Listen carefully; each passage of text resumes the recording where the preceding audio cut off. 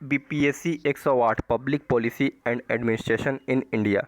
तो चलिए आज बात करते हैं इग्नू के इस सब्जेक्ट के बारे में, जो मोस्ट इंपॉर्टेंट क्वेश्चन यहाँ से बन सकते हैं उस पर डिस्कशन करते हैं। तो क्वेश्चन नंबर 5 जो कि दिख रहा है आपको सामने, examine the zero based budgeting. Zero based budgeting की काफ़ी बार पूछा गया है और इस बार के में एग्जाम में भी पूछा जाएगा। जीरो बेस्ड बजटिंग पे जो भी हम डिस्कशन कर रहे हैं, अगर इसका पीडीएफ आपको चाहिए तो टेलीग्राम ग्रुप में ज्वाइन होकर ले सकते हैं, लिंक डिस्क्रिप्शन बॉक्स में दिया हुआ है। तो चलिए समझते हैं जीरो बेस्ड बजटिंग होता क्या है।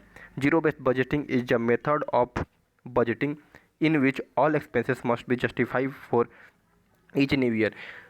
हर एक न्यू फाइनेंशियल ईयर के लिए अगर बजटिंग के लिए बनाया गया जो बजट होता है वही जीरो बेस्ड बजटिंग कहलाता है। चलिए जीरो बेस्ड बजटिंग वर्ड का सबसे पहले जिक्र कहाँ किया गया था, तो देखिए 1969 में बाय पीटर फेयर के द्वारा एक वर्ड लाया गया था, जीरो बेस्ड बजटिंग। इसमें उसका ऑब्जेक्टिव क्या रहा था कि जब भी हम कोई भी एक बजट बनाते हैं तो देखते हैं कि पहले क्या हुआ था, उसके बेसिस पे बनाते हैं। बट जीरो बेस्ड यहाँ लिखा हुआ, किसी के बेस्ड पे नहीं, पहले क्या हुआ था उसको हम पूरी तरीके से नेगलेक्ट करके एक नया बजट तैयार करते हैं हम, जिसमें देखते हैं कि हमारे आगे का रिक्वायरमेंट क्या है, आगे का मेरे नीड्स क्या है, उसको देखकर कॉस्ट इफिशिएंटिव हम ऐसा बजट तैयार करते हैं जो हमारे लिए बेनिफिशियल रहता है। जैसे कि एक एग्जांपल से हम समझते हैं। ये देखिए आपके सामने एक एग्जांपल यहाँ पे दिख रहा है, example of zero based budgeting. आप जीरो बेस्ड बजटिंग को शॉर्ट फॉर्म में ZBB भी लिख सकते हैं।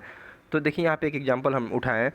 से a manufacturing department spent 10 million last year, so in current year it can either increase और डिक्रीज द रिक्वायरमेंट हो इतना इतना इतना।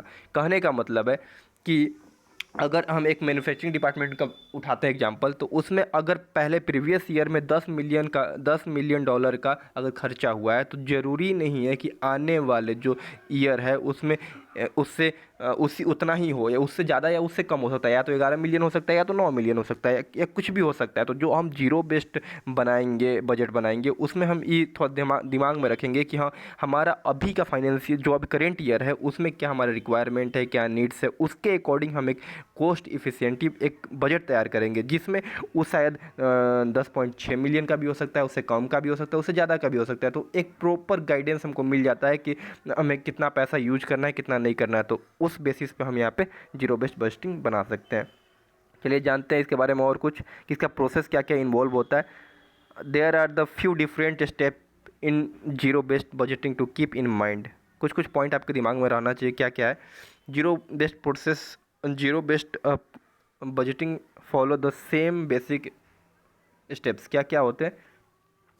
Identify business goal, develop and analyse new way to achieve goal, discover new way to fund business process and prioritise fund. कहने का मतलब कि आपके बिजनेस का गोल क्या है, पहले उसको आइडेंटिफाई करिए, उसके अकॉर्डिंग आपको डिज़ाइन करना होगा अपना बजट को।